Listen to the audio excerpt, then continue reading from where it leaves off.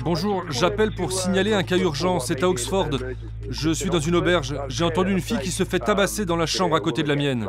Même après un coup de fil aussi explicite, aucune arrestation ne suivra. Dans ce film promotionnel de l'Office du tourisme du Yorkshire, la ville d'Oxford présente ses meilleurs atouts. Son université, connue dans le monde entier, et ses petites rues au charme tranquille. Une réputation de ville carte postale écornée depuis peu par un fait divers particulièrement sordide.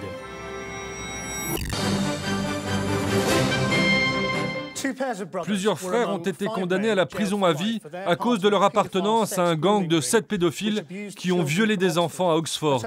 Ils ont été inculpés pour avoir abusé de filles âgées de 11 à 15 ans. Les membres du gang, les voici, des trentenaires d'origine pakistanaise, inculpés pour viol en réunion, torture et barbarie sexuelle extrême. Leur cible, des enfants fragiles placés en maison d'accueil, en fugue ou en rupture familiale. Selon l'enquête, les premiers faits remonteraient à 2006. C'est dans cette rue cossue que la ville abritait son noir secret. Dans un bed and breakfast miteux destiné aux touristes où les victimes étaient emmenées de force. L'auberge est juste en face. Ali Nassim habite à quelques centaines de mètres du bed and breakfast où les sévices ont eu lieu. Dans le quartier, le lieu avait mauvaise réputation. On savait que c'était un endroit assez glauque. Mais bien sûr, on ne se doutait pas que des incidents horribles avaient lieu contre ces jeunes filles. Le propriétaire dit qu'il ne savait rien, ce qui est très dur à croire. Aujourd'hui, le propriétaire est libre, relâché sous caution en attendant son procès. Et le bed and breakfast est toujours ouvert. Alors régulièrement, Alina campe devant pour intercepter les touristes et leur expliquer la situation. Un devoir de citoyen, dit-elle. Pourquoi vous allez dans cette auberge en particulier? C'est juste pour une nuit. Mais il y a des enfants qui ont été violés ici. En tant qu'habitant du quartier, je veux que vous le sachiez. Est-ce que vous avez réservé ici? Vous connaissez l'histoire de cet endroit? Si vous étiez ma fille, je vous dirais d'aller ailleurs. Les citoyens comme Alina ne sont pas les seuls à réagir. La presse, elle, se fait l'écho des nombreuses zones d'ombre qui entourent l'affaire. Jackie Long est rédactrice en chef à Channel 4, spécialiste des questions de société. Pour elle, si le gang de pédophiles a pu opérer pendant près de 8 ans, c'est à cause des failles de la police qui n'a pas pris les plaintes de victimes au sérieux. Une des jeunes victimes, par exemple, est allée demander de l'aide au commissariat plusieurs fois. Et finalement, on l'a menacée de poursuite car elle faisait perdre son temps à la police. Donc ils ne l'écoutaient pas. Tout ça a provoqué un débat sur la manière dont la police et les services sociaux traitaient ces jeunes filles vulnérables. Oui, certaines étaient droguées ou buvaient, mais la question est précisément de savoir si elles ne faisaient pas ça à cause de ce qui leur arrivait. La première plainte, déposée par une jeune fille de 14 ans, date de 2006. Certains clients de la guest house vont eux aussi tirer la sonnette d'alarme et prévenir les forces de l'ordre, sans succès. Bonjour, j'appelle pour signaler un cas urgent, c'est à Oxford. Je suis dans une auberge, j'ai entendu une fille qui se fait tabasser dans la chambre à côté de la mienne. Même après un coup de fil aussi explicite, aucune arrestation ne suivra. 6 ans après les premières plaintes, la police va finalement interroger les membres du gang en 2012. Parlez-moi de la guest house. Rien à dire. Êtes-vous déjà allé là-bas? Rien à dire.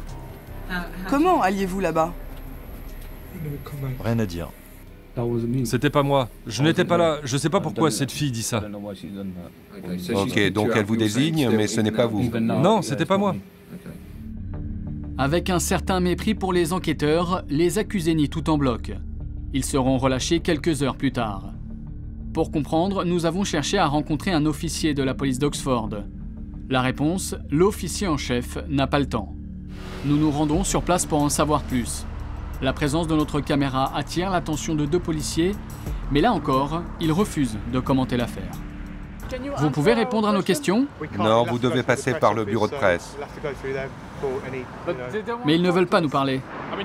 Désolé si c'est votre impression, mais on ne peut rien faire. C'est finalement la ténacité d'un inspecteur en chef, aujourd'hui à la retraite, qui mènera les bourreaux d'Oxford en prison à vie. 3 mois après la sentence, l'affaire a provoqué une prise de conscience et les campagnes associatives contre les gangs de prédateurs sexuels se multiplient. I hate everyone apart from Jay. I hate his brother. He just tries to get me wasted so he can have sex with me. Mais c'est dans la communauté pakistanaise, particulièrement mise en cause suite aux faits divers, que la prévention s'est la plus développée. Bienvenue à Bradford, à 3 heures de Londres, une ville ouvrière où 40% de la population du centre-ville est d'origine pakistanaise. Alias Karmani est un imam respecté à Bradford. Choqué par l'affaire du gang d'Oxford, il a décidé d'écrire un prêche anti-pédophilie qu'il a fait lire dans plus de 500 mosquées en Angleterre. La prière va vous écarter des dérives sexuelles et de la transgression. Et nous appelons toutes les communautés à prendre leurs responsabilités. L'idée du prêche, faire appel à la piété des fidèles pour qu'ils relaient le message dans leur communauté.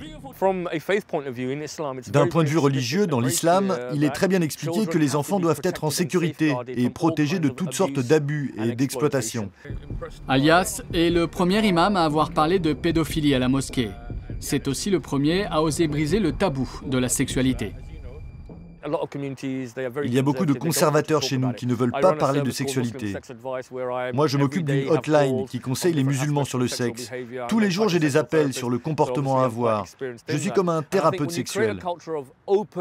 Je pense que lorsqu'on crée une culture où l'on parle ouvertement de cela, ça aide pour régler les problèmes des gens. Sinon, les gens mènent une double vie et c'est ça qui crée la dérive.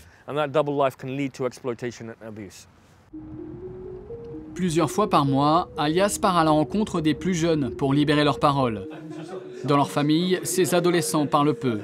Mais ici, en petit groupe et dans la bonne humeur, ils reviennent sur les dommages collatéraux causés par l'affaire du gang d'Oxford. Moi, par exemple, je travaille dans un collège. Et maintenant, quand je parle à une élève un peu trop longtemps, les gens me regardent bizarrement. Et comme dans les médias, c'est identifié comme une pratique de musulmans, alors les gens se disent « encore un prédateur ». L'affaire d'Oxford laisse des séquelles dans la communauté pakistanaise en Angleterre. Mais ce phénomène dépasse largement ce milieu.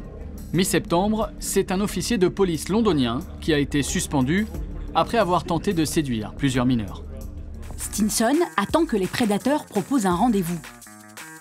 Lorsque le présumé pédophile arrive, il est piégé et tout est filmé. Monsieur, arrêtez de courir. Cette vidéo va aller à la police et être mise en ligne.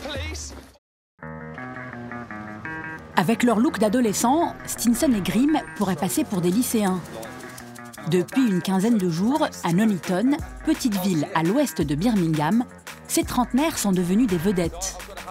Impossible pour eux de mettre le nez dehors sans se faire interpeller. Merci pour tout ce que vous faites. Merci beaucoup. Ça me touche vraiment. Malgré ses tatouages et ses piercings, Stinson inspire le respect des mères de famille. Je le trouve super. Il est fantastique. Il nous faudrait plus de gens comme lui. Ce que la police n'arrive pas à faire, lui, il le fait. On ne va pas me croire. Ce que la police n'arriverait pas à faire, c'est protéger les enfants. Stinson est chasseur de pédophiles. Il y a 2 semaines, Channel 4 diffusait un documentaire le montrant en train de traquer des délinquants sexuels. Stinson le chasseur piège des présumés pédophiles sur Internet. Je crée un faux profil d'une fille qui a clairement l'air mineure. Pour appâter ses proies, il se fait passer pour une adolescente un peu naïve qui surfe sur les réseaux sociaux. Salut, je suppose que je suis trop jeune pour toi, j'ai 12 ans. Alors, qu'est-ce que tu voudrais faire avec un homme plus vieux que toi? Je sais ce que je voudrais te faire, bébé. Tu vois ce que je veux dire?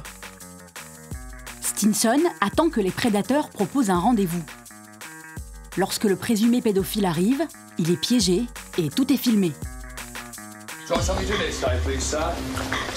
Monsieur, arrêtez de courir. Cette vidéo va aller à la police et être mise en ligne.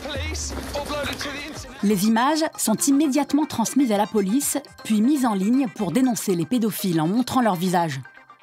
Une méthode qui apparaît comme une solution miracle pour de nombreux Anglais dans un contexte tendu, où de nombreux scandales pédophiles ont été mis en lumière ces dernières années. Le documentaire consacré à Stinson et à son équipe a été vu par 1,5 million de personnes, une audience record pour l'une des plus grosses chaînes du pays. Pour son réalisateur, le chasseur est devenu un phénomène de société. Stinson est souvent décrit comme un justicier, même s'il n'aime pas ce mot. Mais ce qui est sûr, c'est que tout ça ne ressemble à rien de ce qui a été fait auparavant. Don a filmé Stinson pendant plus de 18 mois et a assisté à des dizaines de tracks comme celle-ci.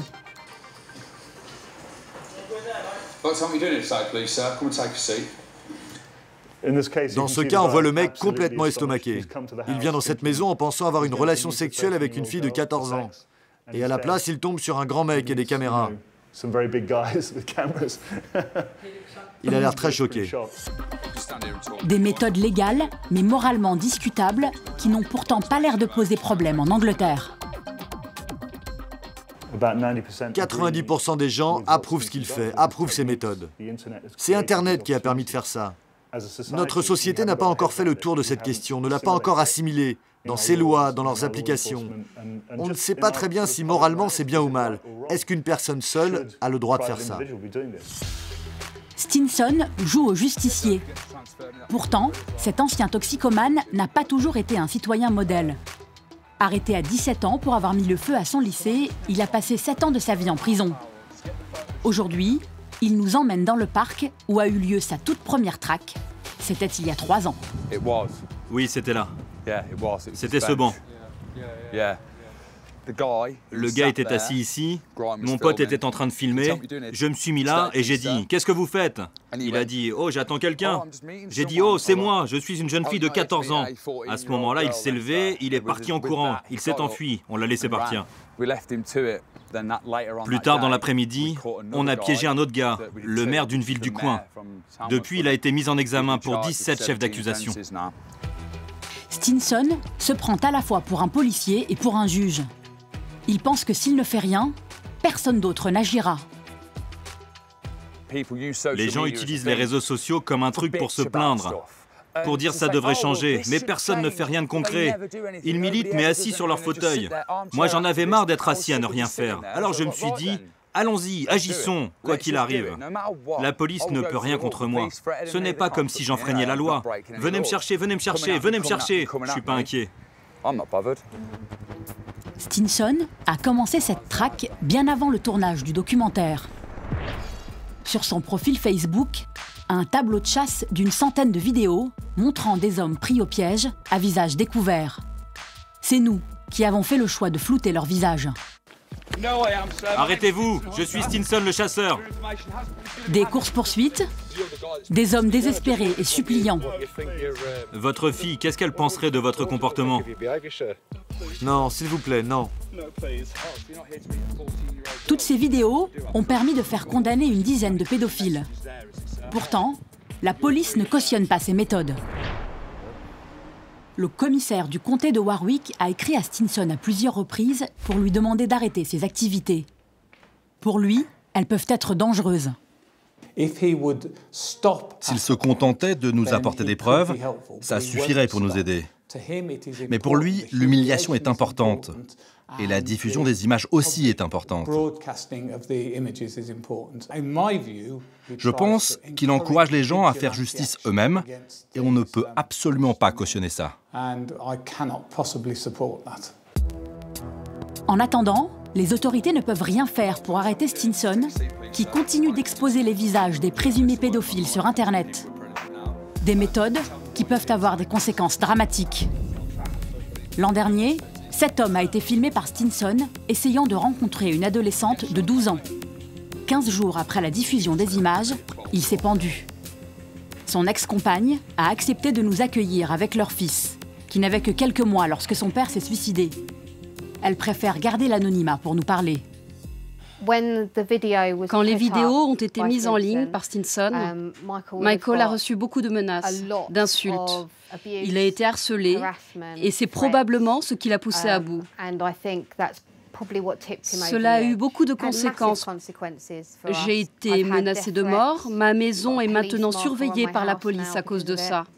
Je ne sais pas si Michael aurait été jugé coupable ou pas, mais tout ce que je sais, c'est que mon fils n'a plus de père.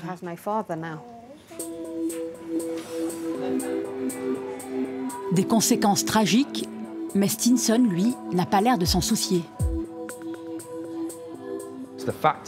Le fait est qu'il n'y a rien qui prouve que cet homme s'est suicidé à cause de moi.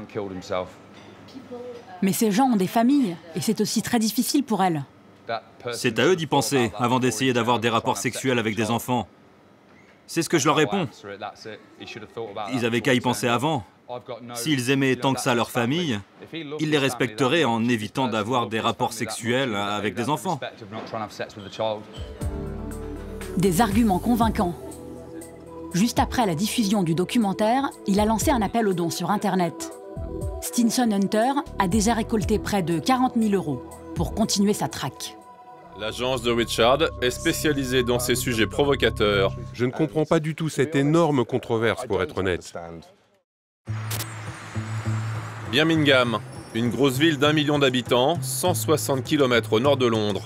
Une image de carte postale avec ses jolis canaux et ses maisons en briques. Mais depuis 2 semaines, ce qui attire les visiteurs se trouve à quelques kilomètres de là, en banlieue. Il faut passer une petite zone industrielle, la prison de la région, et tourner à droite, James Turner Street, c'est ici que tout se passe.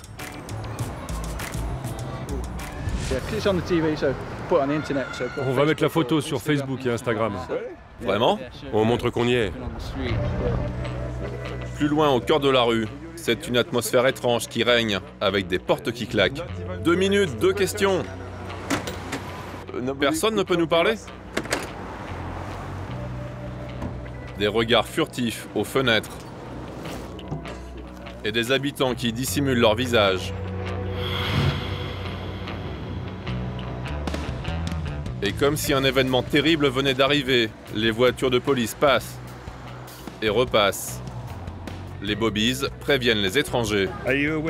Êtes-vous au courant de ce qui s'est passé dans la rue les 2 dernières semaines? Non, du tout. Ok, des équipes de télévision ont été attaquées. Sur le pas de sa porte, un habitant désigne la raison de la colère collective. Le premier épisode montait honteusement. C'était scandaleux. Ce mélange qu'ils ont fait, j'étais choqué. Cette émission, à l'origine de la fureur de la rue, la voici.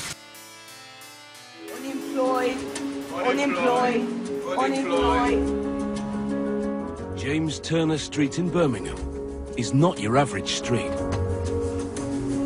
There are 99 houses. 13 nationalities. And most of the residents are claiming benefit. Benefit Street, la rue des allocs. Carton télévisuel en série ces 2 dernières semaines en Grande-Bretagne.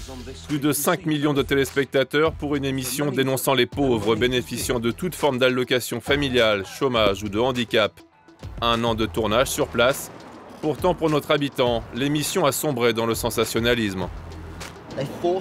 Ils ont forcé les gens à faire des choses. J'ai vu le gars qui fait le marchand ambulant dans le quartier d'à côté.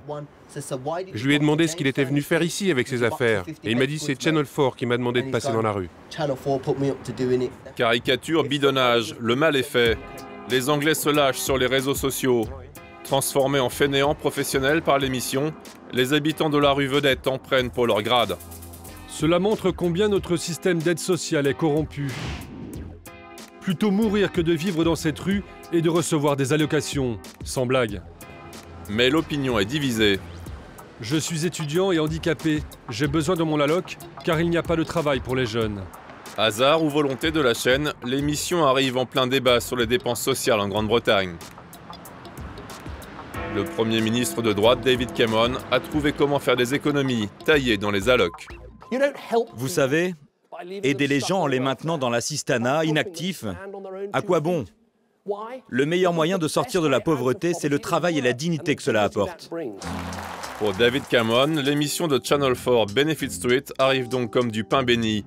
La confirmation du bien fondé de son programme anti-profiteur présumé, et c'est ce qui effraie l'opposition en Angleterre. Anne Begg est une députée travailliste. Présidente de la commission parlementaire sur le travail, elle est consternée par l'émission et le message qu'elle fait passer sur ceux qui ont moins de chance que les autres.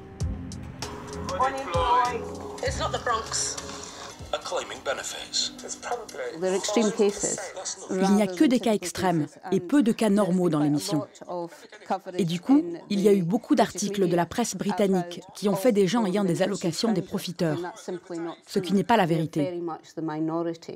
Les profiteurs sont une toute petite minorité parmi les 8 millions de personnes qui travaillent et qui reçoivent des aides, effectivement. Car on a décidé de vivre dans une civilisation où on ne laisse pas de gens dans la misère s'ils n'ont pas d'argent. La contre-attaque des adversaires des coupes budgétaires dans les aides sociales est en route, elle aussi sur Internet, sous forme d'une pétition. Et cette fois, c'est l'émission qui est attaquée. Il faut arrêter la diffusion de Benefit Street. En quelques jours, des dizaines de milliers de signatures. Les pauvres, les allocations politiques et télévision. Dans cet ouragan, Richard McKeown, le patron de l'agence qui a produit Benefit Street pour Channel 4, tente de faire bonne figure. Voilà un de nos premiers programmes, Bébé à emprunter, qui avait créé beaucoup de controverses en soulevant de nombreux problèmes. L'agence de Richard est spécialisée dans ces sujets provocateurs. Il y a 4 ans, nous étions venus pour une autre émission. Cette fois, il s'agissait de faire vivre des hommes politiques avec les maigres allocations des pauvres. Un chômeur a droit à 64 livres par semaine. Après avoir payé sa part de loyer, il ne reste alors aux députés que ces 5 livres par jour. 5 livres par jour avec mon style de vie, c'est impossible. Curieuse ironie, aujourd'hui dans Benefit Street, les pauvres sont la cible. Mais Richard McKeown revendique le travail de l'agence. Ce n'est pas un spectacle, il n'y a pas de construction, c'est leur vraie vie sur la longueur. Je ne comprends pas du tout cette énorme controverse, pour être honnête. C'est un moment génial. Nous intéressons les jeunes au problème de la pauvreté à travers cette série. Ils en débattent. Nous en sommes très fiers. Channel 4 en est très fier et je crois que les producteurs télé devraient en être très fiers. Nous retournons à Birmingham, dans James Turner Street. Ce soir-là, la direction de l'école de quartier organise une réunion publique sur les conséquences de l'émission pour les habitants. Benefit Street fait toujours la une. La BBC est même en direct. La réunion a lieu dans le bâtiment juste derrière moi. Le porte-parole de la fondation locale attend, prêt à enfin annoncer une bonne nouvelle.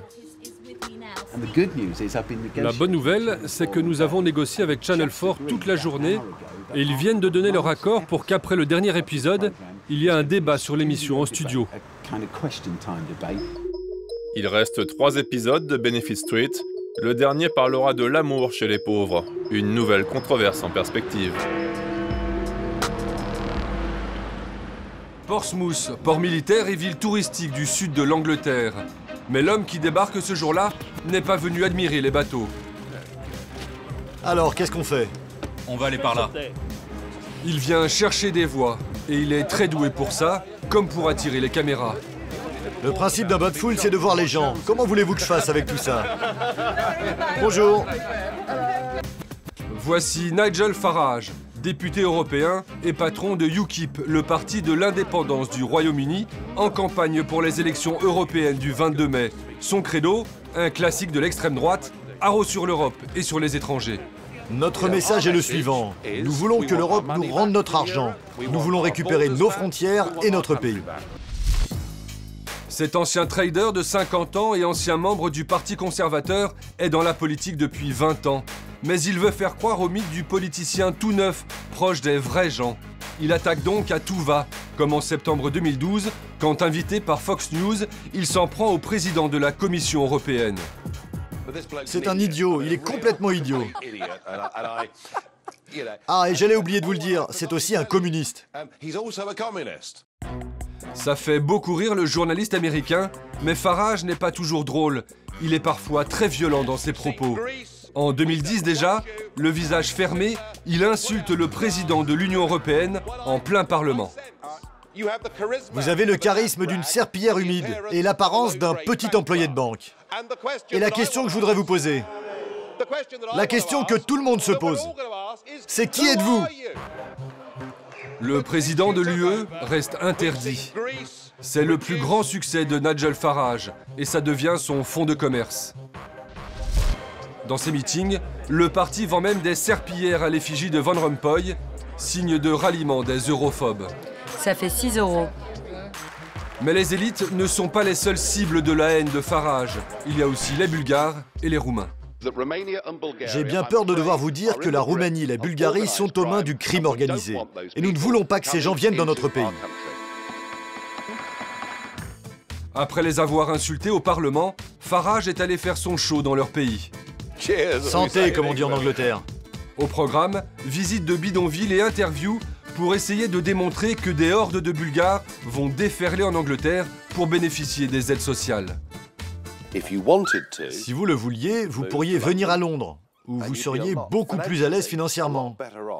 Est-ce que ça pourrait vous intéresser? Non, on aime notre pays et on veut rester ici. Raté.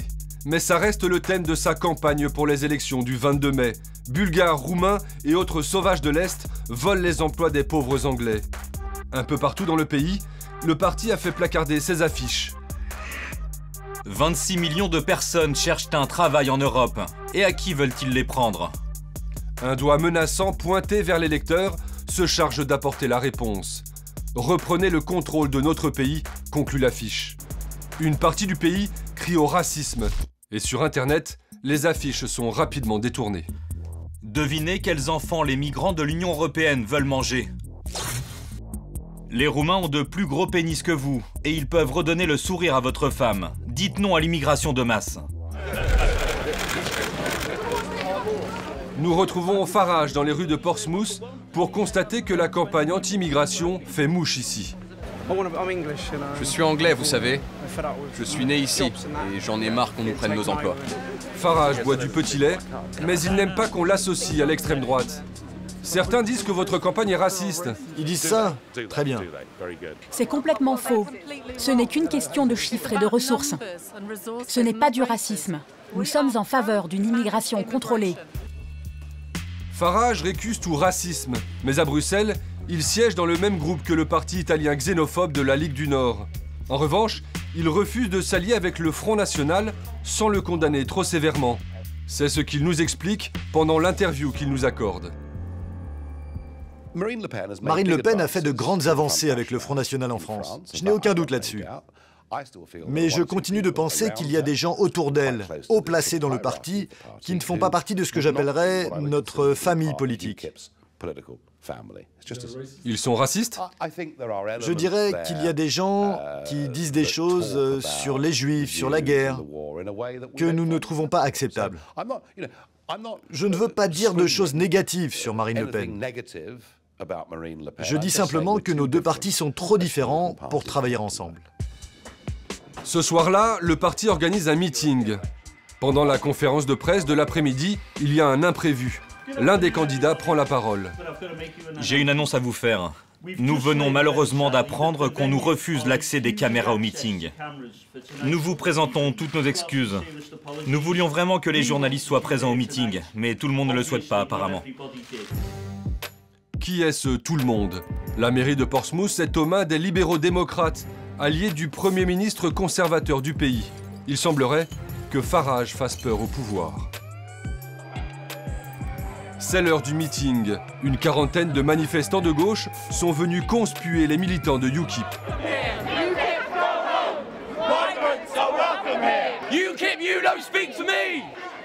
Même si UKIP tient absolument à ce que nous puissions filmer le meeting, les vigiles interdisent donc les caméras.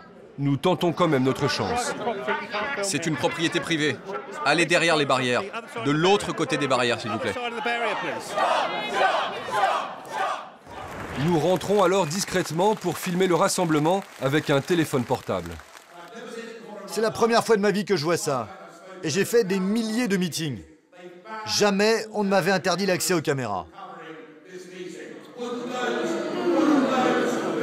Nous sommes absolument dégoûtés par ces méthodes. Du pain béni pour Farage, qui peut se présenter comme la victime de l'establishment. D'après les sondages, UKIP est déjà devenue la troisième force politique du pays. De quoi inquiéter les conservateurs au pouvoir qui multiplient les attaques contre Farage. C'est un homme néfaste et il dirige un parti néfaste. Il veut une Angleterre très désagréable, méchante, misérable, égoïste. Voilà ce qu'il veut. Une façon aussi pour le parti au pouvoir de se dédouaner de toute responsabilité dans la montée des extrêmes. Nigel Farage enchaîne les meetings. Dans la ville de Bath, personne ne nous empêche de filmer cette fois-ci. Allez-vous rejoindre l'armée du peuple de UKIP contre l'establishment le 22 mai prochain? Est-ce que vous êtes des nôtres? Je ne vous entends pas. Vous êtes prêts? Le programme du rejet plaît au public. Sale temps pour l'Europe. Le 5 juin dernier, c'est dans ce centre commercial bien gardé qu'a lieu la réunion annuelle des actionnaires de la société G4S, la plus grosse société de sécurité au monde.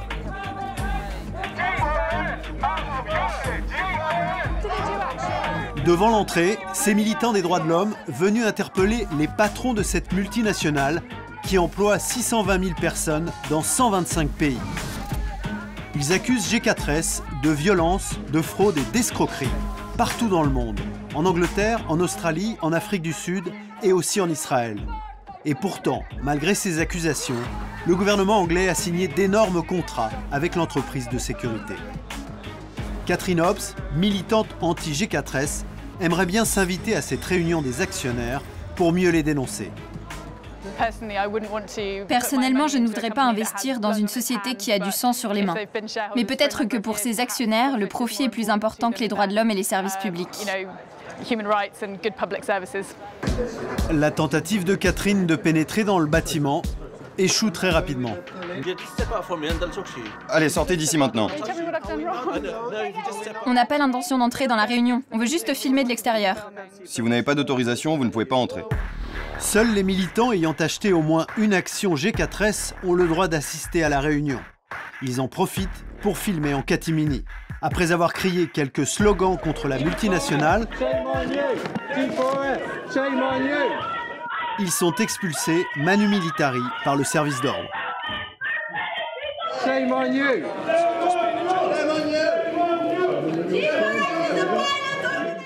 Voici la bande-annonce officielle de la société G4S sur une musique inquiétante. G4S is leading the way.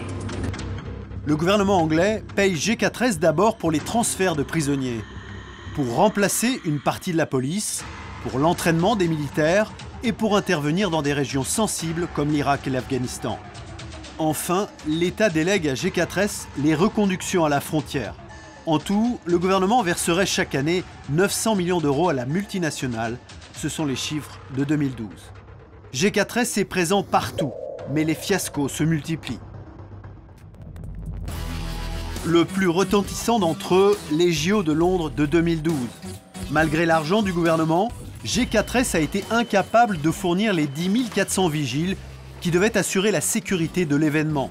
À la dernière minute, le gouvernement anglais a dû envoyer 3 500 soldats et des centaines de policiers supplémentaires. Un scandale national qui a obligé le patron de G4S à s'excuser devant la commission d'enquête parlementaire britannique. J'ai dit que j'étais profondément déçu. J'ai aussi déclaré que j'étais profondément embarrassé par la situation. C'est tout ce que je peux dire. Vous êtes juste déçu et embarrassé? Vous n'êtes pas désolé? J'ai déjà dit que j'étais désolé. Ce scandale coûtera à Nick Buckles son poste de directeur de G4S. 2 ans après les Jeux Olympiques de Londres, l'image de la multinationale est encore profondément ternie dans l'esprit des Anglais. Même aujourd'hui, quand vous demandez au public comment qualifieriez-vous G4S, le premier terme employé, c'est l'incompétence. Puis viennent les termes pas fiable, pas crédible et cupide. Malgré le fiasco des JO, le gouvernement anglais continue de travailler avec G4S. G4S is committed to the concept of working prisons. L'escroquerie des bracelets électroniques, c'est l'autre scandale G4S révélé 1 an après les JO. La multinationale aurait fait payer au ministère de la Justice 3000 bracelets électroniques non prévus dans le contrat. Des bracelets qui permettent de surveiller les détenus hors des prisons. Pour dédommager le gouvernement, G4S s'est engagé à lui rembourser près de 140 millions d'euros. Mais le plus grave aujourd'hui dans le dossier G4S, c'est sans doute la mort de Jimmy Mubenga. Jimmy Mubenga, père de 5 enfants, est mort le 12 octobre 2010 et sa famille a passé 4 ans à lutter pour que les employés de G4S, qu'il considère comme responsables de sa mort, soient jugés. Voici les 3 ex-employés de G4S, aujourd'hui accusés d'homicide involontaire. C'est eux qui, ce 12 octobre, avaient été chargés d'expulser le demandeur d'asile, Jimmy Mubenga, vers l'Angola, son pays d'origine. Cette caméra cachée a été tournée 1 an avant l'expulsion de Jimmy Mubenga dans un avion de la Kenyan Airways. Une vidéo qui montre les méthodes des équipes de G4S pour maîtriser un demandeur d'asile.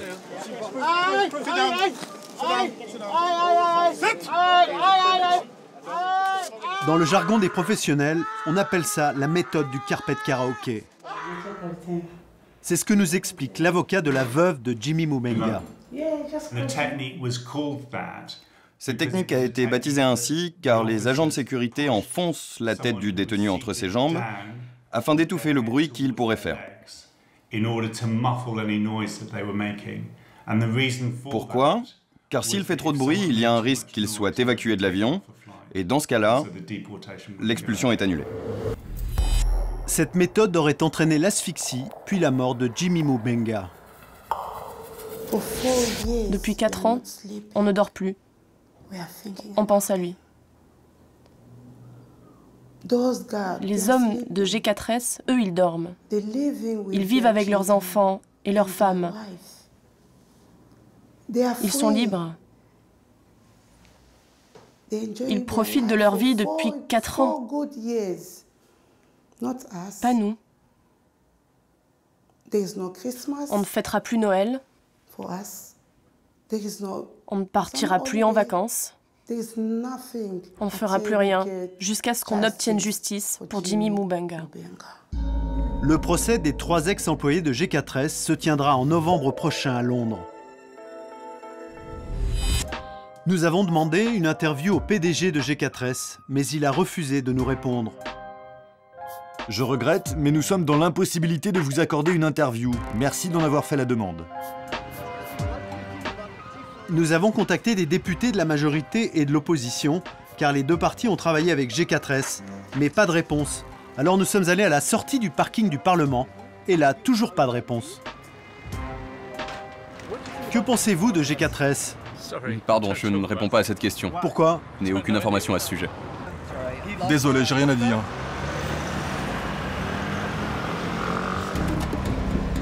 Seule la députée européenne Jean Lambert, qui a officiellement pris position contre G4S, acceptera de nous recevoir. Ce gouvernement est convaincu que le secteur privé sera toujours plus efficace que le secteur public et qu'il peut fournir un service moins cher. C'est tout à fait idéologique et ils ne vérifient même pas si c'est le cas. Dans ce système antidémocratique, on ne peut plus demander de compte quand on donne autant de pouvoir au secteur privé. Le gouvernement devient otage du secteur privé, surtout quand les contrats sont entre les mains d'un petit nombre de grosses sociétés. Suite à cette série de scandales, Bill Gates s'est débarrassé de toutes ses actions G4S le 8 juin dernier. Avec ses 3%, c'était le plus gros actionnaire de la multinationale. Malgré cela, le gouvernement vient de signer un nouveau contrat avec G4S pour gérer certains services des agences pour l'emploi. Son montant, près de 400 millions d'euros.